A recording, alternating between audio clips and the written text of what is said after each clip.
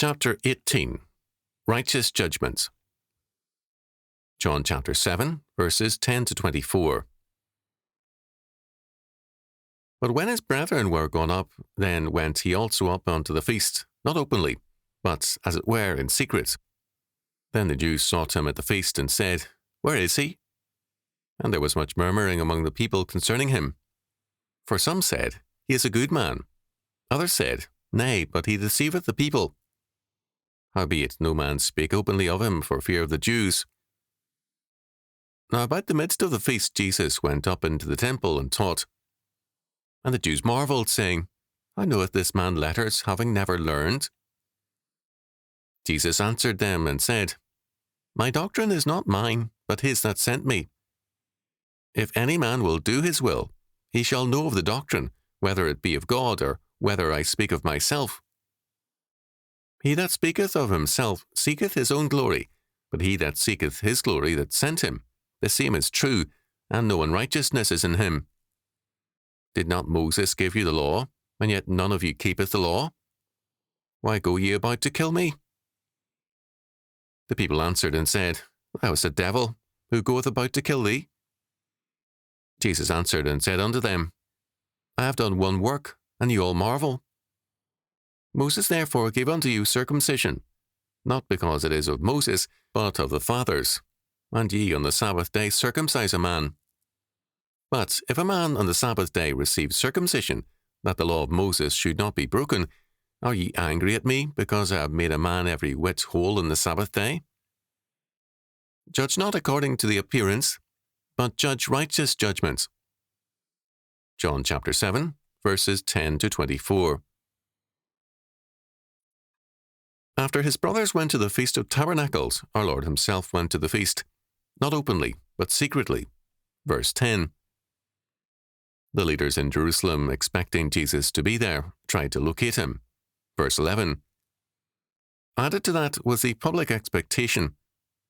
Jesus had aroused nationwide interest, and the curious pilgrims looked for him, some saying, He is a good man, while others labelled him a deceiver. Verse 12. At the same time that this widespread interest and murmured talk went on, all kept quiet for fear of the leaders. Verse 13. These leaders are described by John as, quote, the Jews, end quote. The reason for this curious designation by John, a Jew, and one related to prominent leaders, was a religious one. Our Lord's followers were Jewish also, but John sees the term Jew as a religious description, even as Christian came to be a like term. By following Jesus, they were no longer Jews. In the middle of the 8-day festival, Jesus went to the temple and began to teach openly. Verse 14. By making his appearance so public, he forestalled a secret arrest. The people marveled at his teaching, asking, How did this man gain so much learning, since he lacks formal schooling or teaching? Verse 15. Our Lord's answer is of central importance to John's Gospel. My doctrine is not mine, but his that sent me. Moreover, to know God's doctrine, we must do God's will. Then we will know whether Christ speaks from God or from ordinary human sources. Verses 16 and 17. This knowledge has a moral and religious foundation. If any man wills to do God's will, if he seeks actively and earnestly to obey God's law, he will know God's requirements. Such knowledge is not simply an intellectual exercise. It requires a harmony of man's will and life to the law of God. Verse 18. Moreover, if any man seeks his own glory rather than the glory of God, he is outside of God, and there is no truth in him. Those who seek God's glory are true, and there is no injustice or unrighteousness in them. Verse 18. What our Lord says goes against everything in the philosophical and intellectual tradition from Plato to the present. That heritage insists on the ability of man's reason, whether pure or practical, to come to a knowledge of truth, irrespective of the moral character of the thinker. This means that on every kind of issue, the reasoning of a murderer, a homosexual, or a habitual liar or criminal is as good as the reasoning of a moral man. The premise of such thinking is that moral character has no effect on thinking. Such thinking denies the fact of the fall. Evidentialists within the church believe that the ungodly can be converted by rational proofs, which means they discount the fall in human depravity and insist on a neutral rationality common to all men. It is this that our Lord rejects totally. Man is not objective reason. He is a fallen, created being who is at war with his Maker.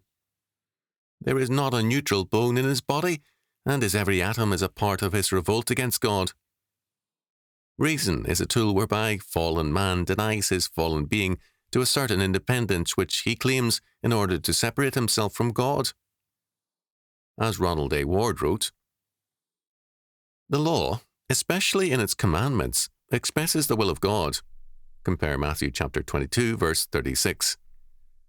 They do not obey it any more than they believe in him. Then how can they recognize the origin of his teaching? How can they see the word? They are seeking his death.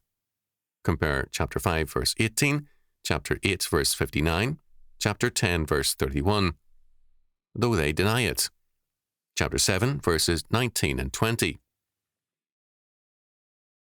Our Lord's words are an indictment of all philosophies that begin with man and his judgments, experiences, and reasoning. Then, in verse 19, our Lord makes a statement that exposes their faulty and vicious thinking. "Did not Moses give you the law, and yet none of you keepeth the law? Why go ye about to kill me?" They profess to be followers of Moses, but the law given by Moses condemns them. Our Lord tells them, in A. Plummer's paraphrase, "You are all breakers of the law, and yet would put me to death as a breaker of it." Our Lord here, first of all, makes public the plan to kill him, and he thereby confounds their plans. So public a statement made it difficult to do anything against Jesus without confirming his charges. Second, the people against him denied that they sought Jesus' death. His statement had left them in an indefensible position.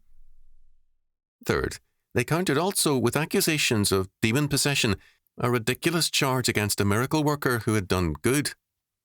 The miraculous feeding and other miracles had to be common knowledge.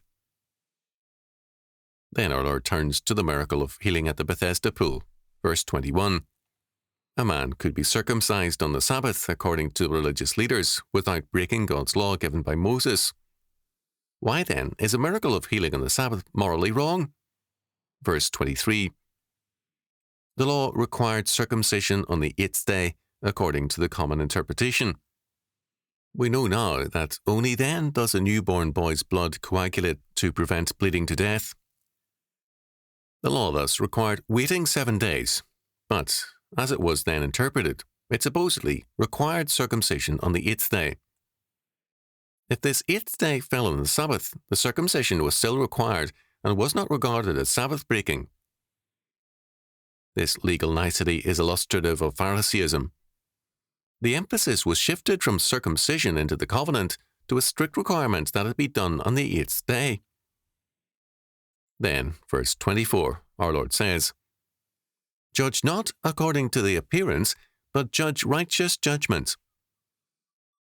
In terms of the Pharisaic rules, the healing at Bethesda was a violation of the Sabbath, but circumcision on the Sabbath was not. In such a perspective, legalism has replaced morality. The details of the law replace the spirit of the law.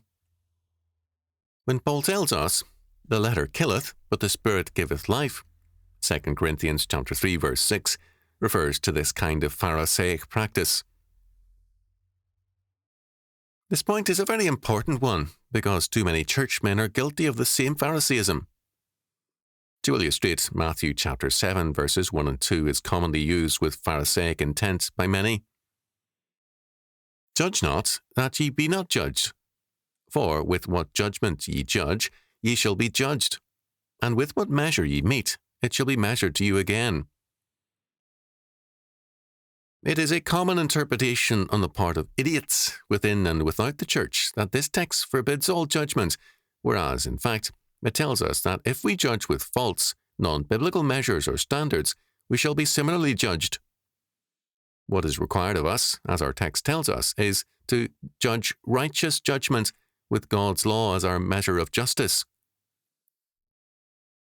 Earlier, in verse 16 following, our Lord had made clear that his message and work were from God. The rabbinic method of teaching was to cite authorities for all statements, and our Lord cited his. His came from the Almighty One, God. Jesus then used the example of circumcision on the Sabbath to vindicate healing on the Sabbath. The Jews to whom he spoke could not answer him from the Bible. They had clearly confounded them by his use of the Bible, so they accused him of being demonic. He therefore summons them to stop their evil judgments and to judge righteous judgment. This meant a moral judgment instead of one based on legal technicalities. Today, our legal system is Phariseeism. It relies on technicalities, not on the meaning and spirit of the law.